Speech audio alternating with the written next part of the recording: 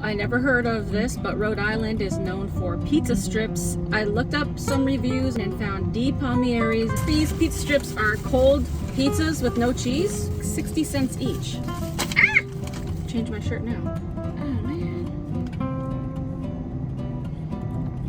This reminds me of like Little Caesars pizza with like if it didn't have cheese.